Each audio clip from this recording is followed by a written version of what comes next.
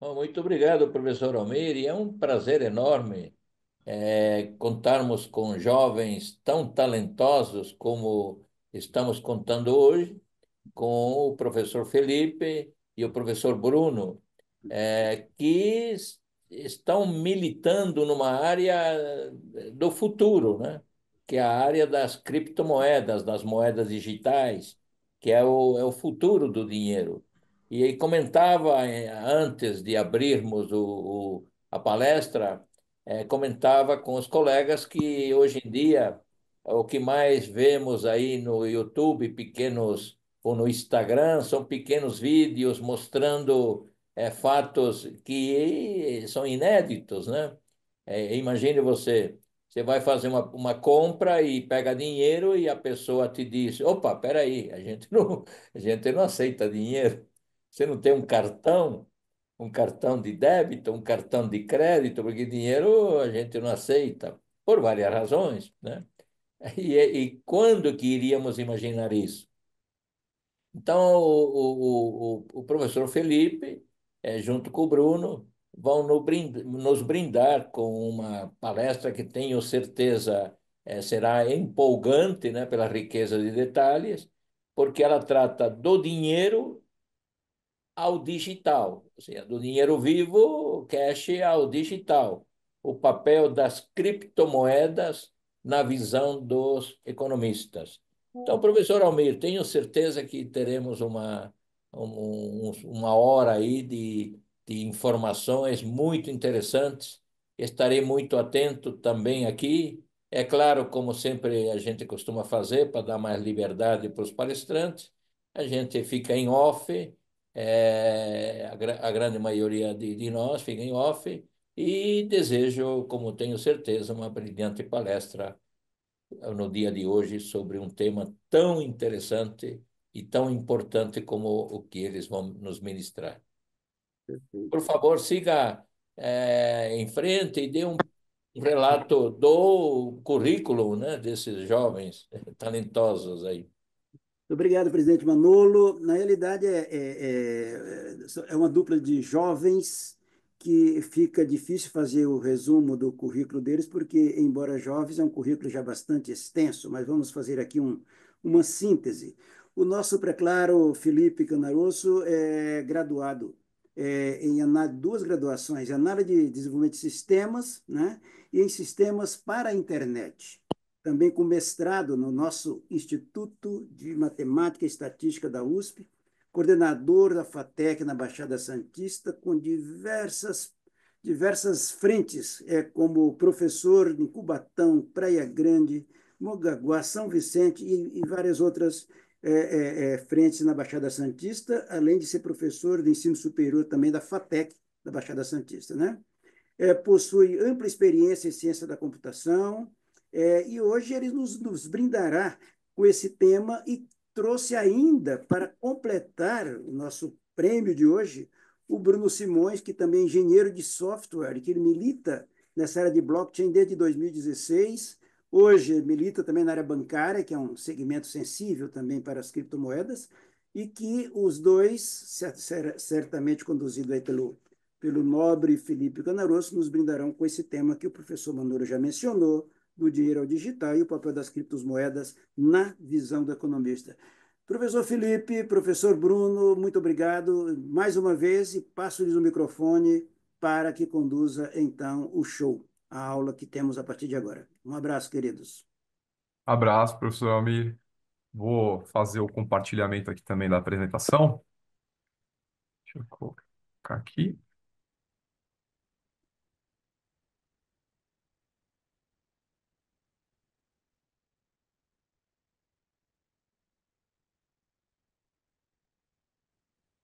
Professora Selma, que bom ter você conosco. Professora Selma, Como vão? Tudo bem? Bom dia, tudo bem? tudo bem, graças a Deus, tudo bem. É um prazer estar aqui com vocês hoje.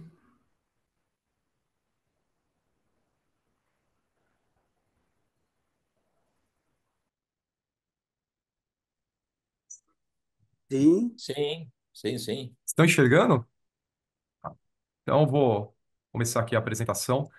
Vai ter uma certa formalidade, mas a gente espera que seja mais um talk, né? Ter um pouco da formalidade, mas que fique agradável aí durante a apresentação. Então, eu e o Bruno, a gente vai intercalar sobre os tópicos. São assuntos muito extensos, então a gente teve, né, que se conter, a gente se encontrou aqui algumas vezes para delinear, porque daria aí várias e várias palestras. Então, a gente tentou fazer um que ficasse o mais fácil possível para quem não tem, né, domínio de tecnologia, removemos algumas coisas que não vinham ao caso, para que trouxéssemos uma apresentação que fosse aí mais digerível, né, para quem não é da área de tecnologia. Deixa eu iniciar aqui a apresentação. Então, né, o momento aí, OB, do dinheiro digital ao papel da criptomoeda na visão do economista, por mim, né, e Felipe Canaroso, Lourenço e Bruno Simões. Então, introdução, né?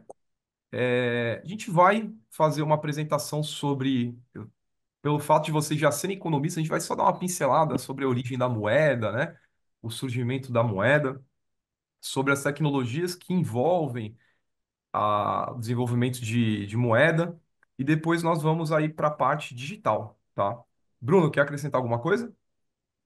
Não, por enquanto tá tudo bem. Eu gostaria de agradecer a oportunidade a todos e de falar que todos sejam muito bem-vindos a essa nova era digital.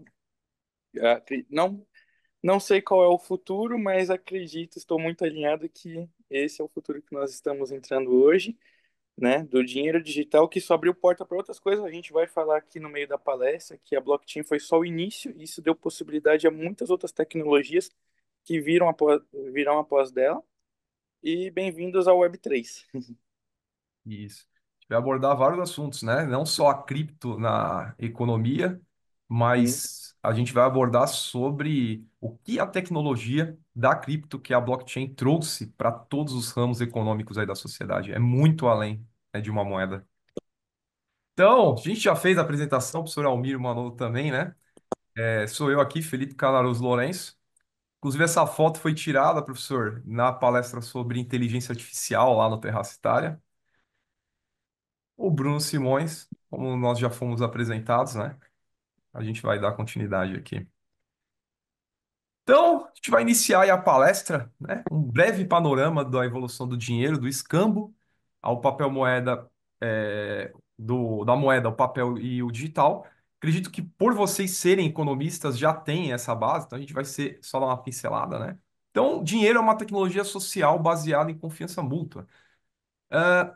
Antes, né, da sociedade se formar como sociedade, aqui não vai dar tempo de abordar tudo, a gente tem uma definição mais ampla sobre pobreza. Então, uma pessoa que vive isolada, que só tem um tipo ou dois tipos de habilidades desenvolvidas e não troca informação com outras pessoas ou serviços, ela pode ser considerada pobre, né? E a sociedade começou a se organizar dessa forma. Uma pessoa que é habilidosa, por exemplo, eu e o Bruno aqui, né? Eu sou muito habilidoso em carpintaria, o Bruno é muito habilidoso em pescaria. Se nós não tivéssemos uma troca de serviços, eu vivesse sozinho, isolado, eu precisaria focar em desenvolver habilidades de pesca, nas quais eu não sou bom. Então, isso ia reduzir a minha produtividade de carpintaria, de montar coisas. Então, eu teria que viver, aprendendo essas habilidades, que eu não sou bom, com uma produção baixa, e dificultando o desenvolvimento da minha habilidade principal, que seria a carpintaria. E o mesmo aí vale para o Bruno, né, que seria um pescador. Ele teria que desenvolver habilidades de carpintaria para montar a moradia dele, para montar as coisas dele, e ele não seria habilidoso com isso, então ele focaria tempo em algo que ele não desenvolveria tão bem, enquanto ele não conseguiria desenvolver as habilidades principais de pescaria. E aí, quando nós fazemos essa troca, no qual eu forneço o serviço de carpintaria para ele, ele fornece o serviço para mim de pescaria, a gente pode focar só naquilo que a gente é bom. E aí a produção aumenta, né? Isso começa a sociedade a aumentar e criar riqueza, né? Então eu consigo produzir muito mais com relação à produção de carpintaria, móveis e tal, e o Bruno consegue pescar muito mais. E aí todo mundo acaba ganhando nesse processo. Do ouro, né, ao papel moeda, o fim do laço, surgimento do dinheiro fiduciário. Então lá no início começou os escambos, as trocas. Depois houveram a evolução por metais, né, como moeda de troca, e depois surgiram os ourives, que fizeram a garantia de que os ouros, os metais que eram armazenados para essas trocas, eles pudessem ser originais, né? Não tivesse alguma falsificação. E ali começou o início, né? O protótipo do que era o dinheiro. Então você levava ali os seus valores, né? Ouro, metal, o que for. O Ourives, ele fazia a, um papel, né, todo timbrado, certificado de que aquilo é válido, e aí a pessoa podia trocar esse papel e a pessoa que recebia esse papel podia sacar esses valores, tá? Bruno, quer acrescentar alguma coisa? Você já falou, já foi bem completo. Eu só queria acrescentar que a gente queria desconstruir essa ideia de moeda física, né? Então, pontos do dinheiro, a gente acredita que o dinheiro é uma tecnologia social que depende de confiança mútua. Como o Felipe bem falou, antigamente ela era lastreada em ouro, hoje é fiduciário, baseado em confiança e confiança no governo e no sistema financeiro, né? A gente quer desconstruir essa ideia. O Pix, interessante, tá? A aula hoje em dia, né? Virtual, onde a gente tem um pouco dessa noção. Eu digo por mim mesmo, quando eu comecei a estudar sobre isso, eu falei, nossa, mas é algo que não é físico, eu não pego, eu não vejo. Como é que eu entendo isso? Como é que eu faço? Então, ao longo dessa palestra, a gente vai abordar tópicos e a gente vai tentar sanar o máximo possível dessas dúvidas. Mas está Isso. perfeito, Felipe. E aí depois, né, dessa evolução aí dos ourives, começaram a surgir os bancos, né, os primeiros prototipos de bancos mesmo. E aí os bancos emitiam papéis que diziam que a pessoa possuía aqueles valores reais lá que poderiam ser sacados. E lá, né, como vocês estão cansados, acho que quem tem a formação em economia está cansado de saber, o padrão Bretton Woods quebrou, né, o lastro, que é a garantia que aquele papel emitido pelo banco teria um valor real, né, uma fração do ouro ou de uma prata ali que poderia ser sacado, né? Não dá tempo aqui de a gente abordar isso. E depois, esse padrão, né, Fiat, fiduciário, que rege aí a sociedade hoje, como aqui está no tópico, ela gera inflação, né? Políticas monetárias e seus efeitos na economia. A gente sabe aí que tem escolas, né? A escola keynesiana de Chicago, entre outras. A gente está abordando aqui só mesmo como uma pincelada. E com o governo podendo agora emitir a moeda sem que haja uma contrapartida, um valor real atrelado àquela moeda, acaba que o governo acaba gerando inflação, até que controlada, né? Previsível, às vezes não, né? Como a gente sabe.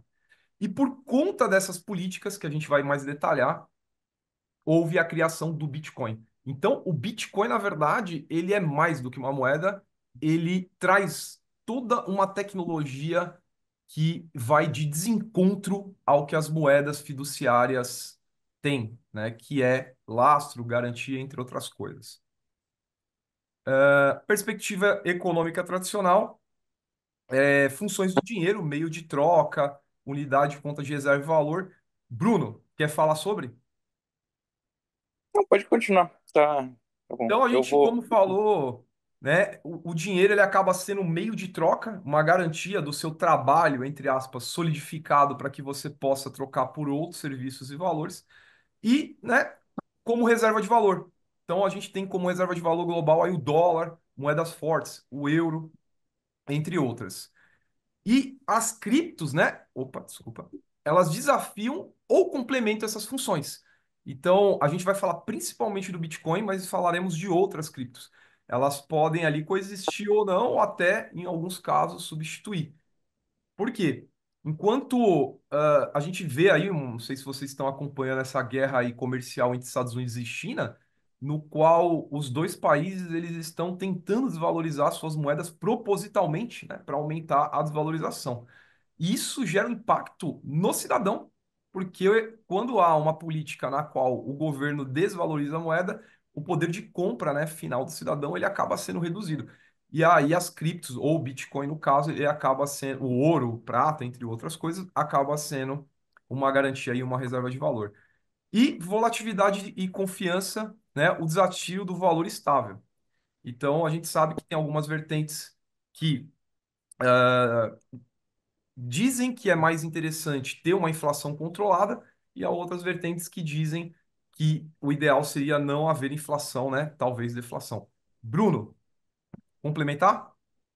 Aqui no ponto de volatilidade, né, é um ponto que o pessoal fala muito, é que o Bitcoin não pode ser uma reserva de valor porque ele é muito volátil. Sim, ele é muito volátil, mas a gente tem que entender que ele é uma tecnologia emergente, então o market cap dele é muito pequeno, né, de forma que pouco dinheiro você consegue movimentar ele ou para baixo ou para cima ou até mesmo manipular o mercado.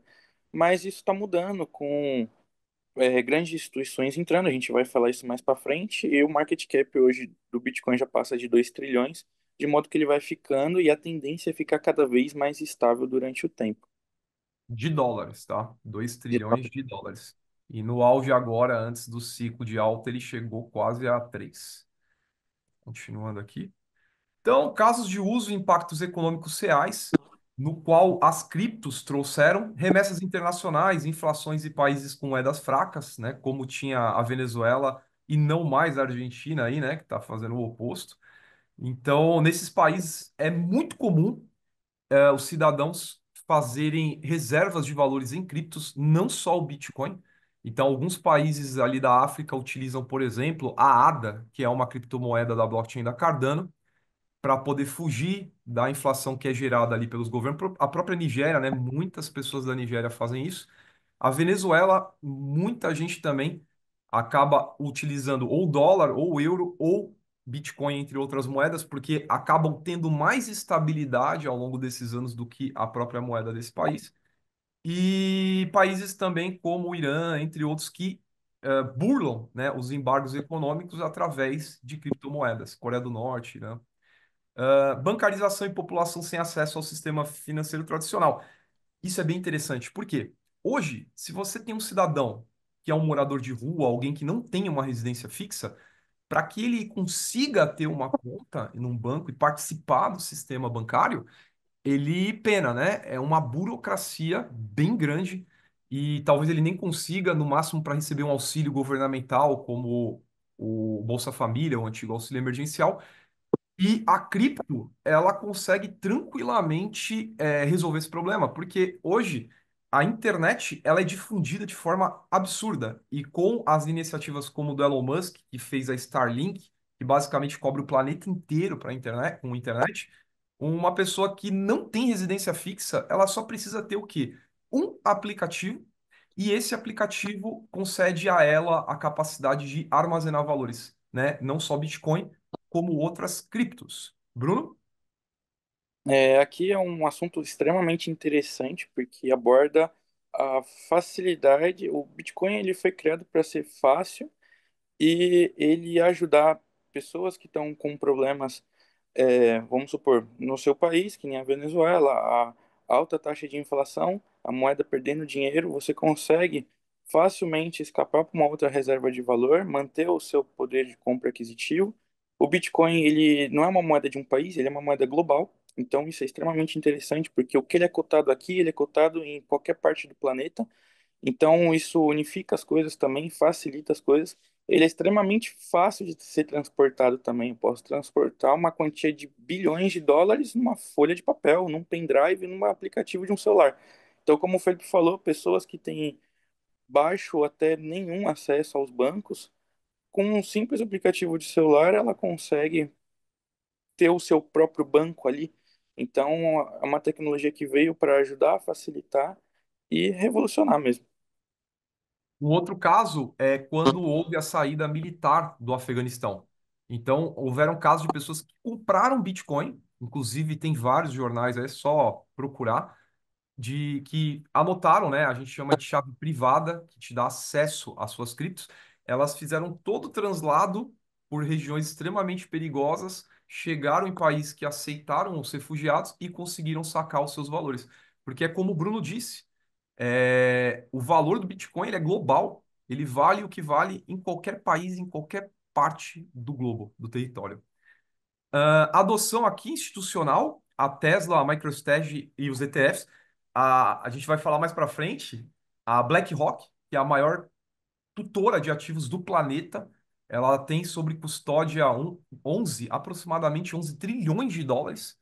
ela já indica o Bitcoin dentro do portfólio dos seus investidores e ela tá entrando forte em uma área de criptomoedas que a gente vai falar mais para frente, pedindo até autorização para a SEC americana para poder começar a operar a própria blockchain.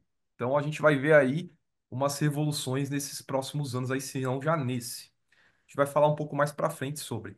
E moedas digitais de bancos centrais, os CBDCs, e aí haverão ameaças e oportunidades. Então, o CBDCs, a ideia da moeda global, né, para todos os países, ela se torna mais fácil de ser aplicada com criptomoedas do que com um papel fiduciário de um país ali. Alguns países já rechaçaram a ideia inicial do CBDC e a gente vai falar um pouco mais para frente. O Brasil tem o Drex, mas ali tem uma pegadinha que depois eu e o Bruno a gente vai comentar sobre o Drex.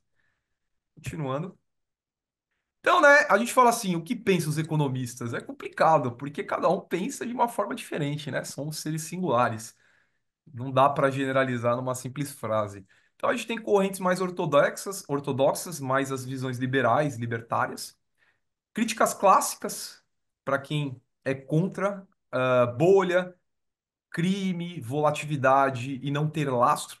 Então, como o Bruno falou anteriormente, a gente tem um conceito de moeda, né?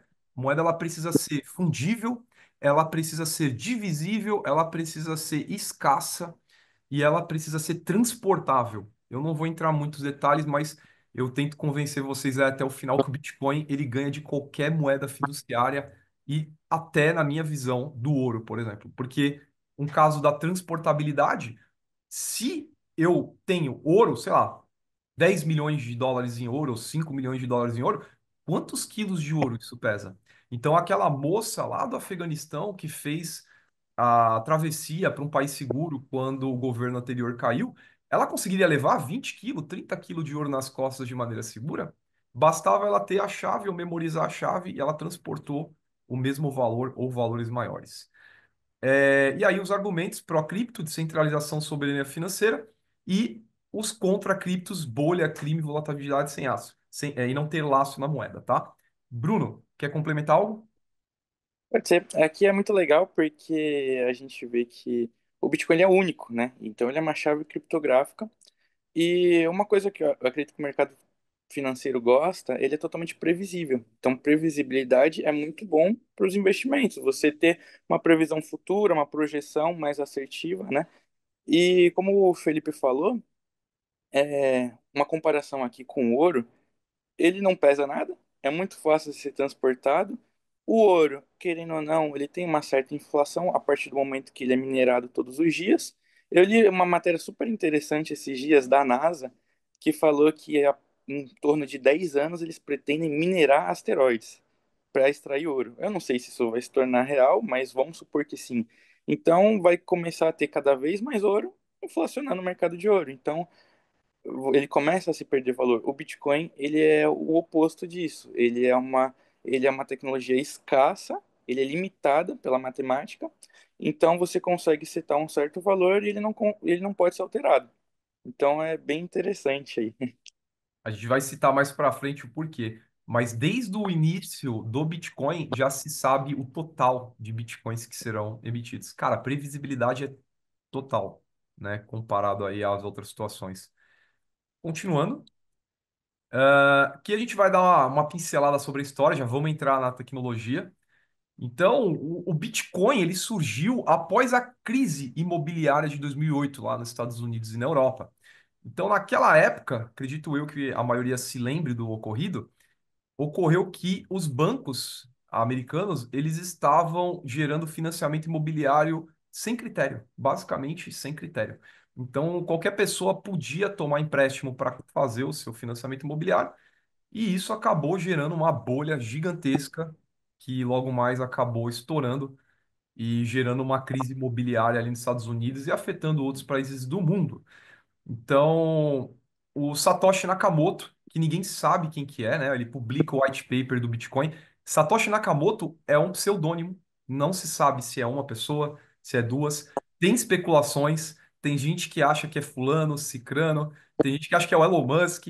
Então, não se sabe quem que é esse cara. Esse cara, ele ficou revoltado com o que tinha ocorrido, porque quando os bancos quebraram, por conta dessa bolha formada, quem que foi socorrer os bancos, né? Porque o banco pega, ele só tem X%, né? 15, 14%, né, Bruno?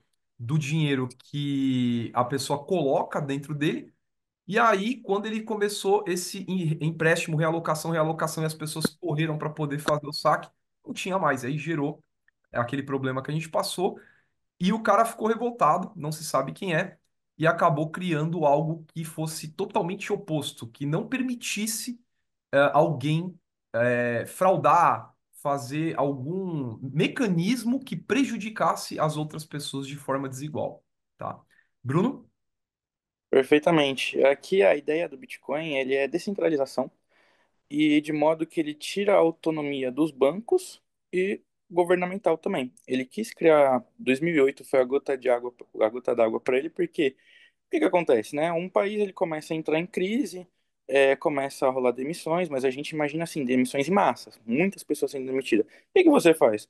Você vai manter sua vida, você vai atrás do banco, retirar um pouco das suas economias para manter sua vida, pagar suas prestações, seu aluguel e tudo mais. Imagina que o banco ele tem mais ou menos 15% de tudo que é colocado lá, o resto ele está trabalhando, por meio de empréstimos e tudo mais. Ele não tem aquele dinheiro ali no momento.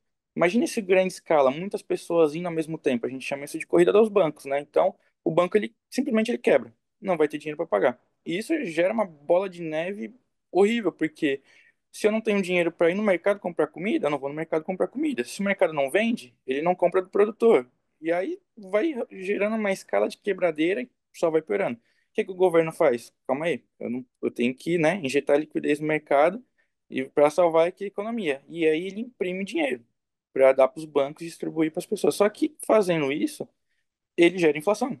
Então, no final, você vai ter um dinheiro que vai valer muito menos do que ele deveria valer, né? Por meio da inflação. Então, o Satoshi Nakamoto ele quis criar uma moeda totalmente autônoma, como eu falei, já previsível. Então, você sabe a quantidade que tem hoje, vai saber a quantidade que tem amanhã, ele não pode ser inflacionado. Um ponto interessante que o Felipe falou, a gente não sabe quem é o Satoshi Nakamoto. Não sei se é um homem, se é uma mulher, se é um grupo de pessoas. Não sei, a gente não sabe se ele já morreu. Ninguém achou ele até hoje. Eu acho isso ótimo, porque eu acho que o ruim da confiança é ter que confiar. Eu quero algo que eu não precise dessa necessidade de confiar. Aí sim eu vou confiar muito mais. Eu não preciso saber quem é o Satoshi Nakamoto e eu prefiro assim. Ele não fala de política, ele não tem lado A, não tem lado B, ele não faz besteira, ele simplesmente não existe. Eu acho isso sensacional. E o Bitcoin ele foi feito para ele ser autônomo. Ele não precisa de uma pessoa por trás comandando para onde ele vai, ou deveria ir para lado A ou lado B. Ele segue totalmente o livre mercado. Então, o que aconteceu? Quando houve a quebradeira, para evitar que as pessoas passassem fome ou necessidade, o banco, né, os bancos americanos foram socorridos pelo governo federal, expandindo aí a base monetária e, por consequência, diluindo, né, o poder de compra de todo mundo. E a gente até faz o engajamento, né? Quando um cidadão de pessoa física gera uma dívida e não consegue pagar, ele é socorrido pelo governo, né? Alguém vai lá e quita a sua dívida, é complicado, né?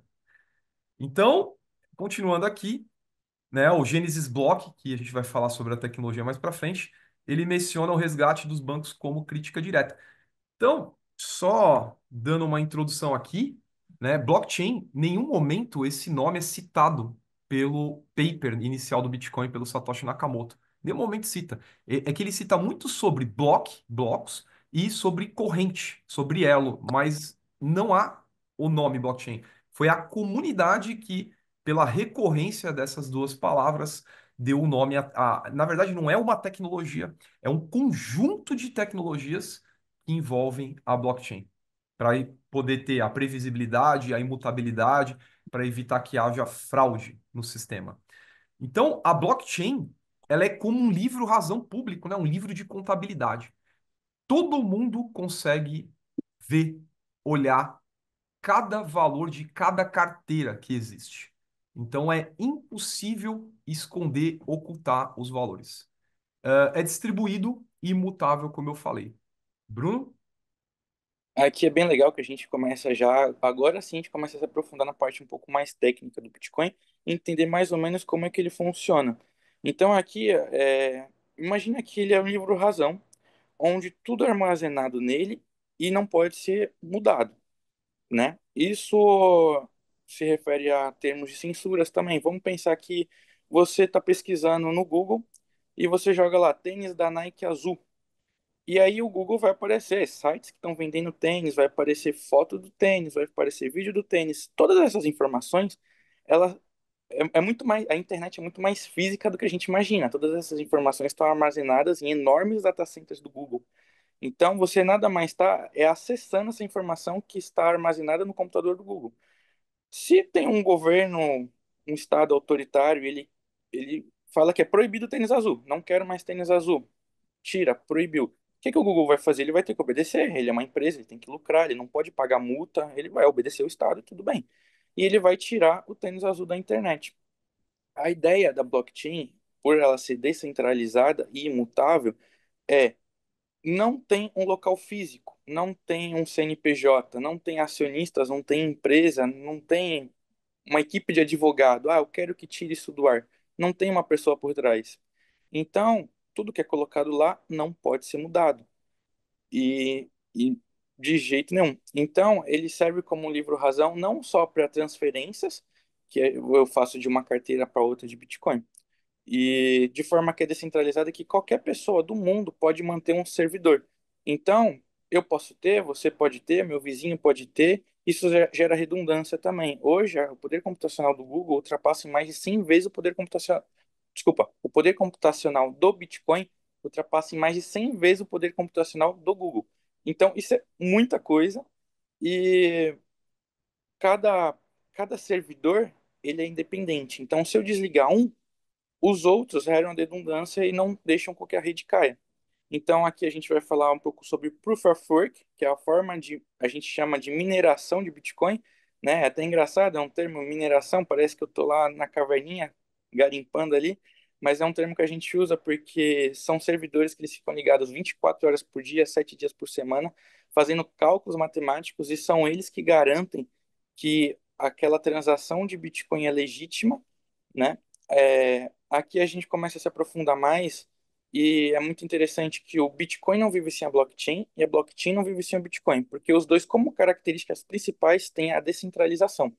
Então, imagina como é que eu vou ter é, um estímulo para pessoas aleatórias, por livre e espontânea vontade, queiram estudar sobre isso e manter servidores funcionando 24 horas por dia, gastando tempo, conhecimento e energia.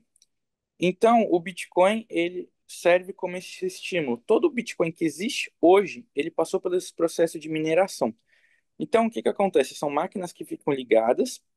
Quando você faz, eu faço uma transferência de um Bitcoin para minha carteira para a carteira do Felipe. Essa máquina, ela vai fazer a validação no livro razão, vai validar a transferência, vai ver se esse Bitcoin é um Bitcoin verdadeiro, ele não foi criado ali falsamente ali na rede, vai validar, vai aprovar, e aí as máquinas que fazem essa aprovação, elas ganham uma recompensa que é em Bitcoin. Então, aí que vem o termo minerar, mineração de Bitcoin. Então, quando você faz essa validação de carteira para carteira, você ganha a recompensa que são os Bitcoins. Então, o Bitcoin, ele é inflacionado até o momento, porque ele ainda é minerado, mas até os 21 milhões de unidades de Bitcoin. Nós teremos ao todo 21 milhões de Bitcoins, nenhum mais, nenhum menos. Então, até atingir essa quantidade, a gente continua minerando e gerando novos Bitcoins. E aí tem até uma pergunta que muitas pessoas fazem, ué, mas se ele tem 21 milhões de Bitcoins, e aí vai chegar um nível que eu vou minerar tudo, não vai ter mais Bitcoin para eu minerar. E cadê o incentivo que vai ter para essas pessoas manterem os servidores funcionando e mantendo a legitimidade e a confiança do Bitcoin? Não vai ter? Vai ter, porque quando você transfere um Bitcoin de uma carteira para outra, você paga um pouquinho de taxa. É bem pouco, mas você imagina que o Bitcoin é uma moeda global. E 24 horas por dia tem milhões de pessoas ao redor do planeta fazendo transferências. Então, está girando milhões de valor em taxa. Então, quando você minerar toda essa quantidade de Bitcoin que tem, os mineradores eles vão receber o valor da taxa, mantendo assim a confiança e ainda sendo remunerado para fazer esse tipo de trabalho. O engajamento, né? Então, assim, complementando o que o Bruno falou, A gente tem aí um exemplo do nosso sistema fiduciário, no qual o Banco Central, né, emite a moeda. Então, eu posso citar aqui até uma palestra do ex-ministro Paulo Guedes, que ele é engajado sobre e se tiver um ataque à tecnologia, à internet cair, ou se por conta dessa geopolítica instável entre Rússia, Ucrânia, entre outros, gerar um colapso no sistema bancário tradicional, que é mais fácil por ser centralizado. Então, vou tentar aqui dar uma ideia para vocês entenderem. As grandes big techs, elas têm servidores, servem os softwares, né, que vocês acessam, os programas de banco e tal, e eles têm isso de forma um pouco distribuída entre, sei lá, 3, 6 data centers no mundo todo que copiam a informação, chamada de redundância. Então, se esses data centers forem atacados, como o Paulo Guedes comentou, o teu dinheiro, que hoje, e até o professor Manola comentou no começo da palestra, ele some. Então, o Bitcoin, ele é muito mais resistente a ataques desse tipo do que qualquer moeda fiduciária governamental, que é centralizada. Porque, de vez de ter uma empresa ou um órgão emissor, cada cidadão, cada pessoa pode ter uma cópia da rede. Ela é completamente distribuída. E o que que é essa distribuição? Você, na sua casa, pode instalar eu vou citar o que prometi para o Bruno que ia citar, mas você pode instalar o que a gente chama de nó. Então você baixa a cópia da rede do Bitcoin e deixa essa cópia funcionando no seu computador. Então, para haver fraude, é necessário que 51% dessas cópias sejam fraudadas. E existem milhões de pessoas com uma cópia da rede. Então, quando há transação de uma carteira A para uma carteira B, essa informação ela se propaga de forma assíncrona para todas essas cópias da rede.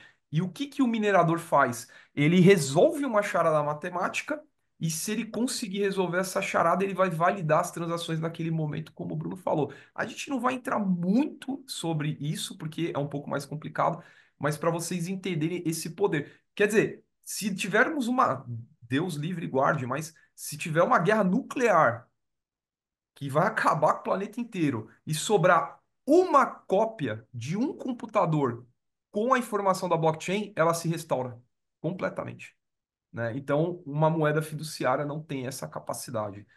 Ah, quer acrescentar mais alguma coisa, Bruno, E para continuar? lembrando, rapidamente lembrando que eu não preciso saber absolutamente nada sobre mineração, nada do que foi falado aqui, nada sobre Proof of Work, Nodo, Stake também, que é uma nova tecnologia que está surgindo para eu usar Bitcoin. Hoje em dia, Bitcoin pensa como um Pix. Eu tenho a minha carteira, não vai ser num banco, vai ser a carteira de Bitcoin.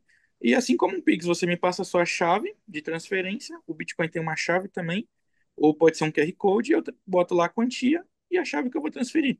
Então ele é tão simples quanto o Pix, eu não preciso saber nada disso. A gente já está se aprofundando um pouco na parte mais técnica para a gente saber como é que funciona a validação dele, a segurança, a tecnologia, a criptografia. Mas se eu quiser ser só um usuário comum, eu não preciso saber disso para usar ele. E acrescentando, o Nubank, por exemplo, né, entre outros bancos, eles já permitem a compra de criptomoedas pelo próprio banco e o saque delas, né? A gente fala que a criptomoeda, o Bitcoin, ele é moeda não custodiante. O que que é uma moeda não custodiante? Não há um órgão central que custodeia essa moeda. Então, quando você tem a posse dela, ela é sua, a responsabilidade de guarda é sua, tá? E aí eu vou continuar aqui, senão a gente vai empolgar, vai focar muito nesse ponto. Então, é a impossibilidade de duplicar ou fraudar moedas por conta de tudo que a gente comentou aqui.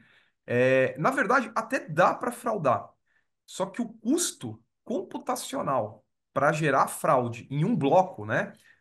A gente vai explicar mais para frente em detalhe o que são os blocos, é tão alto que não há incentivo. Então, sei lá, o governo americano junta todo o poder computacional para fraudar um bloco com 1.000 validações, 1.000 transações. Ele vai gastar 100, 200 vezes mais dinheiro com energia elétrica e desgaste de hardware do que ele minerar. Então, não há incentivo para que ele fraude, mas sim para que ele ajude a rede a minerar e ganhar muito mais dinheiro, né? Continuando É aqui. interessante Ah, pode porque falar. o próprio mercado ele ajuda com que isso não aconteça. A gente chama de ataque de 51%. Ou seja, um minerador ou um governo, alguém muito rico, ela teria que ter 51% do poder computacional de toda a rede para ela conseguir mudar e colocar um Bitcoin falso, por exemplo, ali na rede, né? Só que aí imagina que é um tiro no pé. Eu vou gastar muito dinheiro para fazer um ataque para acabar com o Bitcoin. Aí o Bitcoin acaba, não vai valer nada, eu gastei esse dinheiro todo para nada. E um exemplo são máquinas, são servidores específicos para isso, eles não são baratos, eles demoram para ser produzidos. Eu trabalho com mineração de dados desde 2016. Você tem que importar essas máquinas. Você entra numa fila de espera de 3 a 10 meses para você receber essas máquinas, porque elas são produzidas. Então, imagina, mas um governo, ele é contra Bitcoin, ele quer acabar com o Bitcoin, ele tem muito dinheiro, ele consegue, né, infraestrutura e tudo mais.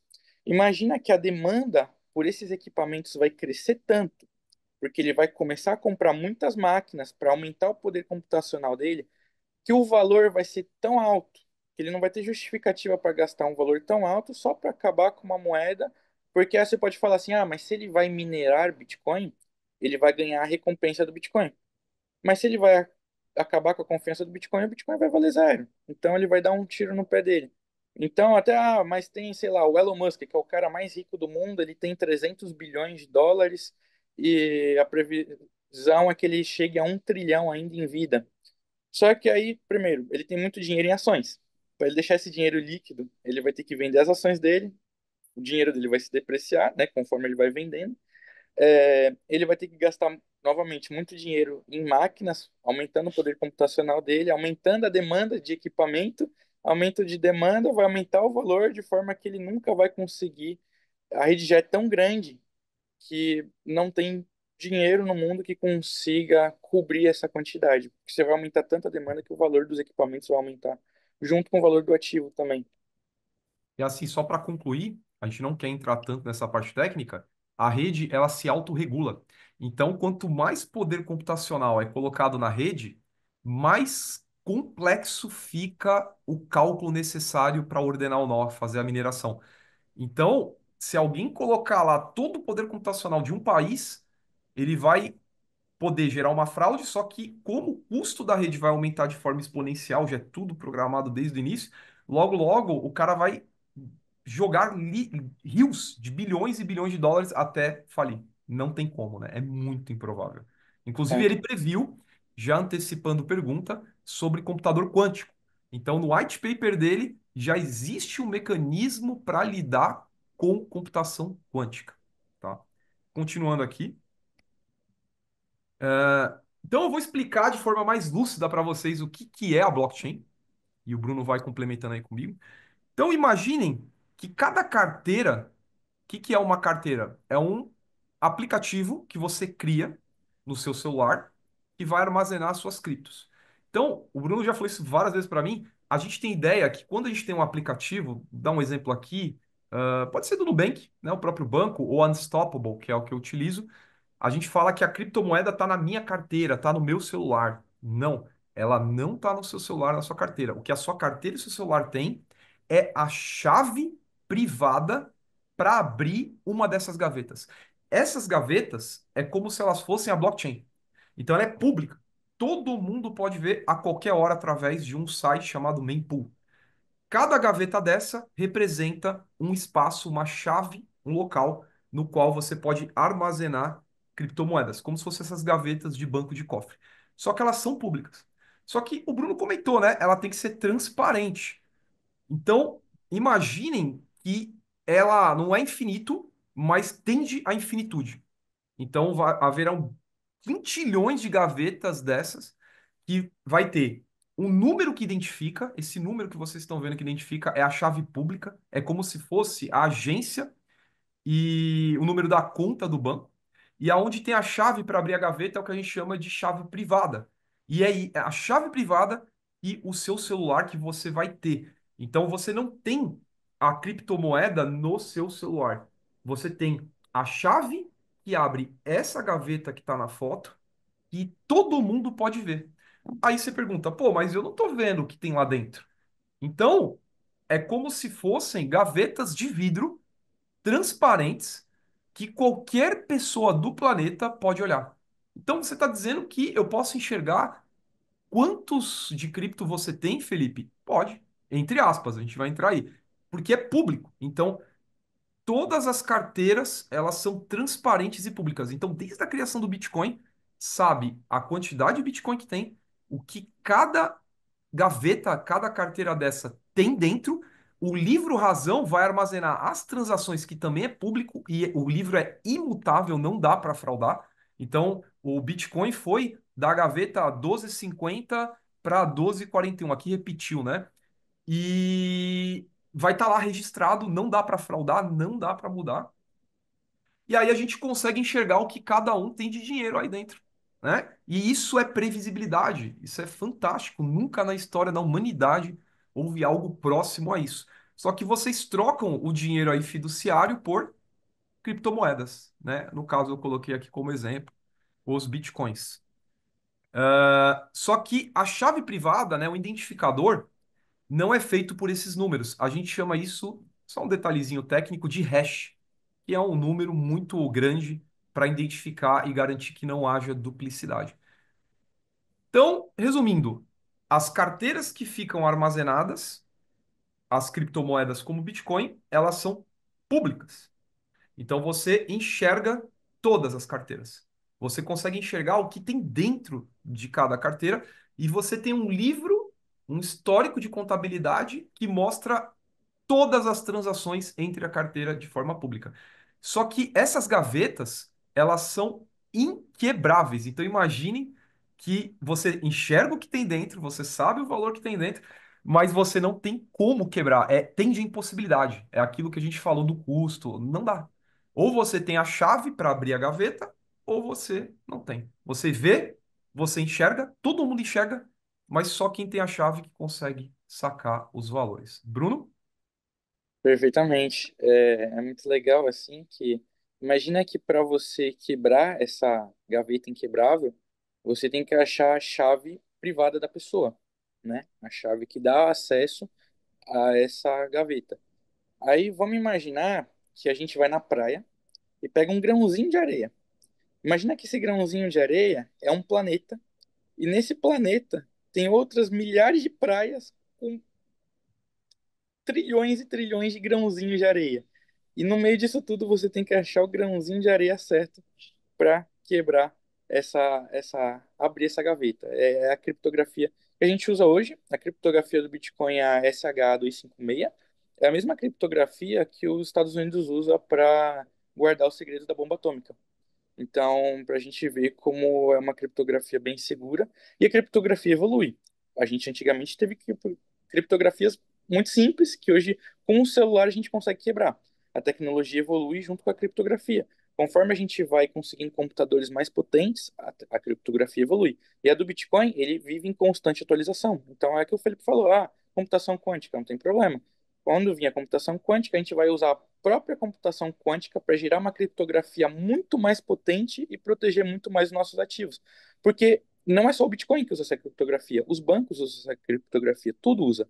Então, isso geraria um caos e tudo quebraria. Porque uma das críticas do Bitcoin, né? A computação quântica vai quebrar o Bitcoin. Ela não vai quebrar o Bitcoin, vai quebrar tudo, todo o sistema financeiro. Só que a gente vai usar ela mesmo para melhorar o nosso sistema de segurança e aplicar para ficar cada vez mais seguro. Então, vai falar. Não, pode falar, Bruno. Até Então, como o empolguei aqui. Felipe falou aqui, as gavetas elas são transparentes. Imagina que o Bitcoin é uma árvore genealógica. Ele saiu da minha carteira e foi para do Felipe, da do Felipe ele transferiu para outras duas carteiras. Eu consigo ver todo o caminho que ela percorre. Então, isso quebra também aquele conceito de que o Bitcoin é para criminoso, o Bitcoin é para lavagem de dinheiro. Não, você sabe exatamente de onde ele saiu e para onde ele foi. Você não sabe quem é o dono daquela carteira, mas isso facilmente com uma investigação você consegue achar. Vamos supor um criminoso, né? Porque a pessoa uma hora ou outra vai querer gastar seu dinheiro e aí você consegue rastrear e chegar na pessoa. Então, né, a gente quebra esse conceito também de que o Bitcoin é algo usado para o crime. Então, assim, o que o Bruno falou das chaves privadas, né? Criptografia, se caso ocorra um computador quântico, com mecânica quântica, para quebrá-las, é mais fácil o sistema tradicional colapsar do que o Bitcoin, porque a rede ela vai se ajustar, entre aspas, automaticamente àquela complexidade de quebra de cálculo, tá? Continuando aqui. Bruno? Acho que o professor Almir está com a mão levantada. Professor, pode falar, desculpa, perdão. Eu Só Agora é tua queria, vez. só queria sugerir que fosse partindo para o fechamento de uns 3 ou 4 minutinhos, viu, Felipe? Ah, passamos do tempo aqui, empolgamos. Bruno, termina aí rapidamente, então. Ou você quer que eu termine?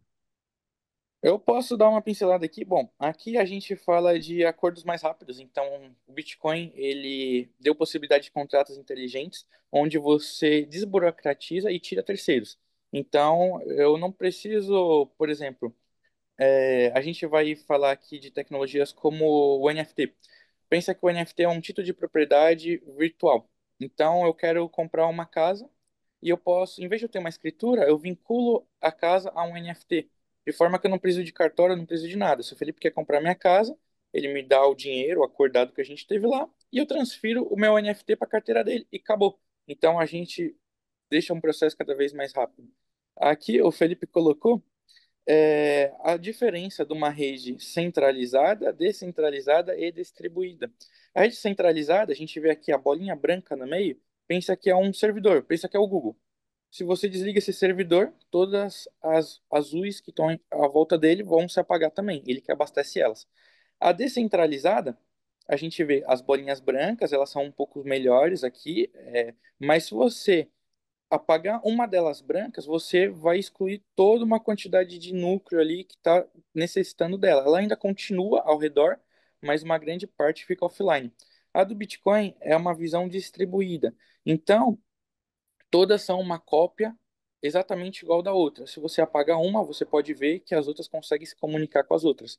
Então, ela é mais redundante e a ideia é que ela não fique offline nunca, porque ela é dinheiro e necessita muito de confiança, né? Aqui, seguindo aqui, como funciona a blockchain passo a passo. Aqui é bem simples, tá? Tipo, você precisa de um usuário, como voltando aqui, é peer-to-peer, de pessoa para pessoa. Esse foi o conceito da blockchain. Então, eu não preciso de terceiros. Então, eu vou pegar, o usuário solicita a transação, um bloco, ele é criado, ele entra na fila de validação, o bloco, ele difunde para todos os da rede, então todos os blocos da rede é os mineradores que a gente falou, esses servidores vão validar para ver se aquele Bitcoin é verdadeiro, para fazer a transferência de uma carteira para outra de forma segura e mostrar que se o Bitcoin caiu na sua carteira, é porque aquele Bitcoin é verdadeiro. Então você não precisa ser um especialista. Imagina que ouro. Eu não sou especialista em ouro. Eu não sei se aquele ouro é uma barra de ouro maciça, se ele é banhado, se ele não é, né? O Bitcoin você não precisa. Se ele recebeu na sua carteira, ele já teve a autorização e a validação das blockchains. Então, o bloco ele é adicionado nesse livro razão que a gente chama e a transação é verificada e executada. Aqui era um exemplo, a gente vai acelerar, que é similar, né, ao anterior, para dar um complemento. E eu vou complementar aqui, Bruno, só Pode para colocar. fechar, tá? Então, a gente vai além do Bitcoin, existem outras criptomoedas, como Ethereum. E o que que Ethereum trouxe de diferente? O contrato inteligente, no qual até o Brasil quer utilizar no Drex. Então, o contrato inteligente, ele é uma forma descentralizada, sem intermediário, de firmar um contrato e travar valores, que só são destravados quando os dois lados dão acerto e consegue ainda eleger juízes para que possam verificar caso um dos lados não cumpra com um dos acordos, um dos critérios do acordo. Então, a Ethereum começou com isso, que é a segunda cripto, e a gente tem exemplo de criptomoedas em jogos, em ecossistemas de jogos que são também descentralizados. Aí, DeFi e tokenização NTF. DeFi são o quê? Corretoras que são descentralizadas sem intermediários. Só para concluir, a Ondo, a BlackRock, ela pediu para a SEC uma blockchain para fazer um negócio chamado de Real World Assets. Então, ela cria tokens e divide, por exemplo, uma barra de ouro em vez de ETF, dizendo que cada token equivale a uma fração do ouro. 24 horas por dia, 7 dias por semana, sem intermediário, no qual todo mundo consegue enxergar as transações. Aqui, muito rapidamente, eu gostaria de complementar, porque aqui é extremamente interessante. O DeFi ele surgiu com a possibilidade enorme de tokenização e NFTs. Então, você consegue gerar IPOs, você tem uma empresa e você quer abrir capital para ela, você pode tokenizar ela e vender participações dela em forma de token, onde esse token ele pode ser negociado em exchanges, né, corretoras, e pelo livre mercado. Isso é muito legal. deu a possibilidade também de você ter um sistema de governança descentralizado por meio de votação. O DeFi, como o Felipe falou, ele é para tirar terceiros, então você não precisa de banco, você pode tomar empréstimos e fazer empréstimos. Então, de forma que você ganha mais juros, porque você tira um terceiro que consome muito, né? E você consegue pegar empréstimos de forma mais baratas e com menos juros também. Isso tudo mediado por contratos inteligentes, de forma imutável, que é a blockchain, você não consegue alterar. E abriu um mundo de possibilidades dentro disso E daí. conclui, Jogos, músicas e arte. concluindo, a Aave vocês podem, por exemplo, emprestar um token, um Bitcoin e pegar dólar, que é o SDT, e fazer como colateral. Então isso aí já funciona. Vocês podem pesquisar sobre a Avi e usar, tomar empréstimo com SDT, que é um token baseado e lastreado no dólar, tá? Para cada um SDT equivale a um dólar. Então aqui a alta volatilidade, os golpes, as falhas de segurança, os avanços dos CBCs e conclusão, né? Vale entender agora para não ser pego de surpresa sobre todo esse ecossistema. E aí a gente tem para concluir aqui a apresentação o Drex, que é a criptomoeda do governo, e tem os prós e os contras. Ela é exatamente o que a Ethereum é, só que com a parte ruim da centralização. Então, ela é muito parecida com o Yuan digital. É uma moeda no qual o governo emite. Ele fala aqui que depende de um banco ou outra instituição. Isso é entre aspas, a qualquer momento, o governo pode alterar uma linha de código lá e falar, não, eu emito 100% do Drex, e um dinheiro programável. Então, por exemplo, se você recebe 5.000 Drex, o governo ele pode programar o dinheiro para falar, ó, se você não gastar 1.500 Drex, que seria 1.500 reais, ele some da sua carteira. Isso já ocorre, é o Yuan digital. Cripto e futuro da economia, possíveis cenários do SDC, substituição, integração, para debate aí, e papel econômico, regulação, análise de riscos, visão estratégica. E as considerações finais, desculpe, senhor Almir, a gente acelerou, a gente calculou errado aqui, é do coração, é muito empolgante. A gente tentou, treinou para fazer aí 1 hora, não conseguimos. Se o dinheiro é uma tecnologia constante em evolução, qual é a próxima versão dele, né? Como o professor Almir e Manolo comentaram. E aqui estão as referências que a gente utilizou.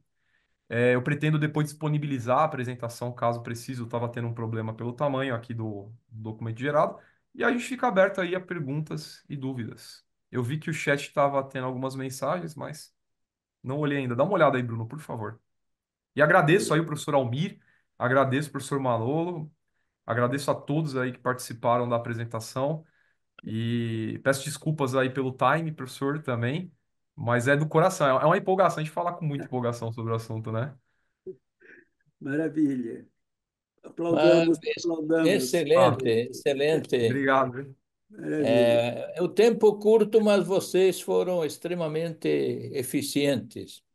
É, passaram o fundamental do blockchain e do Bitcoin e demais criptomoedas. E é claro que sempre há muitas perguntas, né, sobre um tema tão interessante.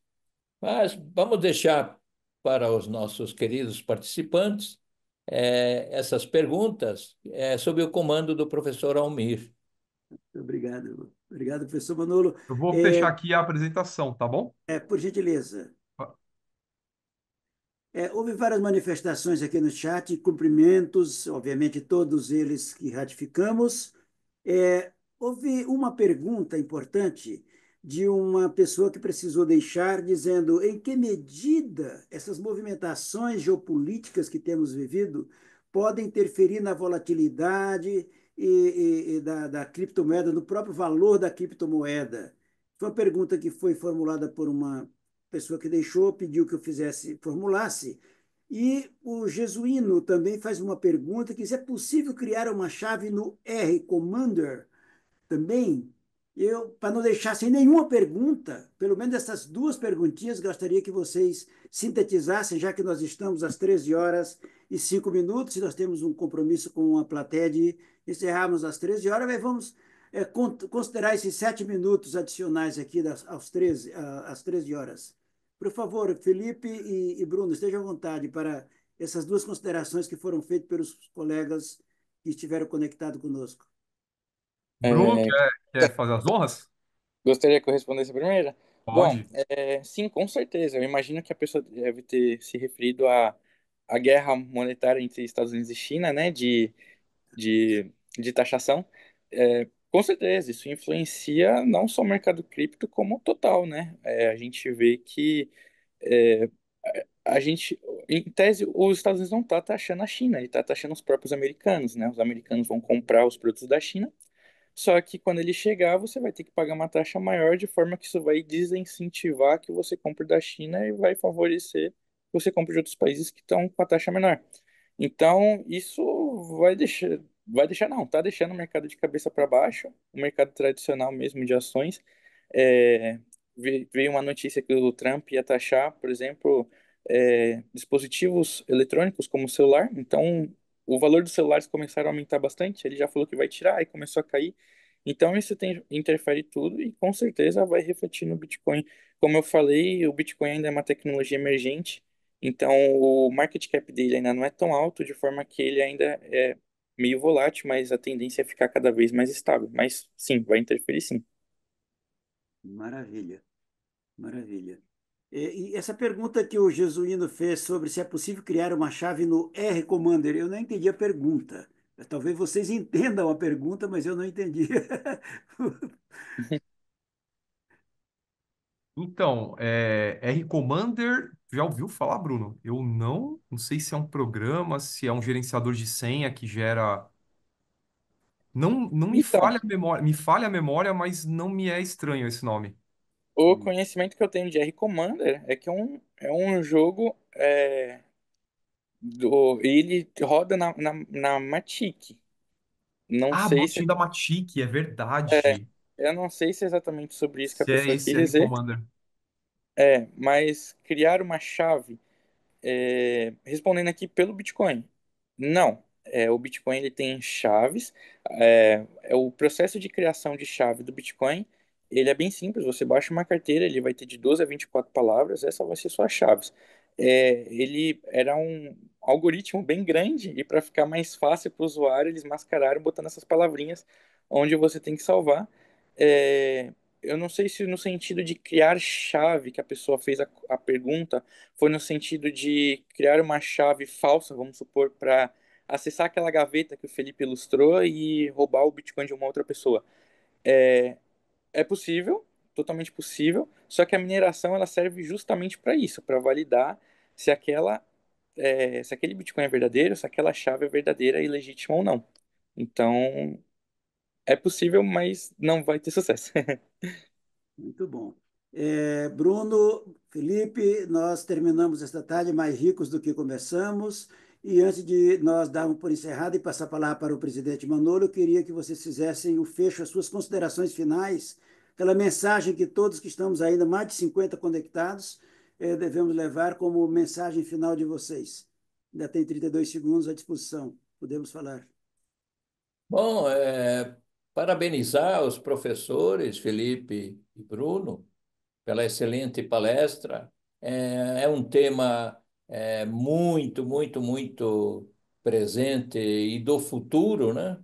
E gostaria muito de convidá-los daqui a alguns momentos do tempo, ainda esse ano, para abordar outros aspectos da utilização do Bitcoin. Por exemplo, aspectos relacionados com: olha, eu quero investir, comprar Bitcoin. Como é que eu faço? Como é que eu declaro? Como é que eu uso? Coisas assim do dia a dia, né? Das pessoas, já que é uma moeda alternativa ao dinheiro, né? Mas meus parabéns ao professor Almir por mais este momento OEB, que é uma parceria com a FIA, Fundação Instituto de Administração, e nós estamos muito, muito, muito, muito mesmo felizes por contarmos com vocês hoje, Felipe e Bruno, que muito contribuíram para que nossos conhecimentos sobre o assunto sejam melhores. Como disse o professor Almir, então entramos pobres e estamos saindo ricos sobre esse assunto. Meu muito obrigado, Felipe, meu muito obrigado, Bruno. Meu muito obrigado a todos os colegas que estão participando. Vejo agora o meu querido Marcos Calheiros, de nossa querida Alagoas, do Sindicato e do Conselho Regional de Economia e demais outros colegas que estão presentes. Meu muito obrigado e até o próximo Momento OIB. Eu que agradeço, professor, aí pela oportunidade. Uma boa tarde aí para todo mundo. Fique com Deus.